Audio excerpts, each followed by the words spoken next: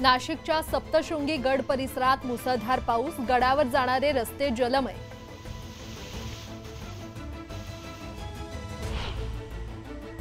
पावसाबाबत हवामान विभागाचा अंदाज योग्यच होता। पुण्यात अतिवृष्टीचा अंदाज वर्तवलाच नव्हता। हवामान विभागाच्या संचालिका मेधा खोले यांचं स्पष्टीकरण। मुसळधार पावसामुळे चिपळूणमधील भिले कालुस्ते गावांमधील भातशेती पाण्याखाली, 5 ते 6 हेक्टर शेती पाण्याखाली गेल्यानं परिसराला नदीचं स्वरूप। रत्नागिरीच्या हर्णेखेम धरणात बुडालेल्या तरुणाच्या मृतदेहाचा 72 तासांनंतर शोध, एनडीआरएफच्या प्रयत्नांना यश।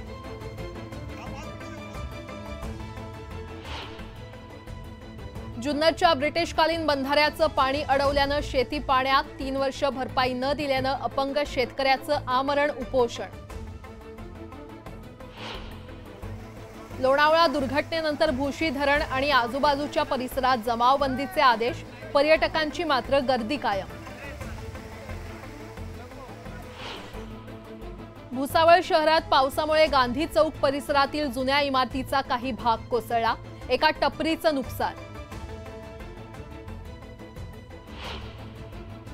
पक्ष सोडून गेलेले लोक मला भेटत नाहीत, पण ते जयंतरावांना भेटतात, शरद पवार यांचा गौप्यस्फोट। नवी मुंबईच्या कामोठेमध्ये सॉस बनवणाऱ्या कंपनीवर मनसेची धाड, निकृष्ट पदार्थापासून सॉस बनवला जात असल्याचं उघड।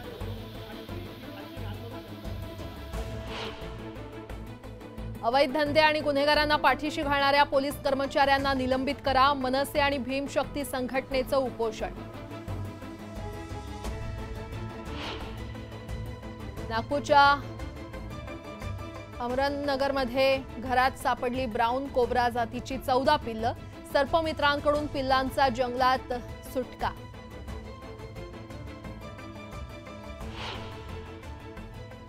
पावसाच्या आगमनानं मोरही आनंदला, लोणार सरोवरातील मोराचं नृत्य कॅमेऱ्यात कैद।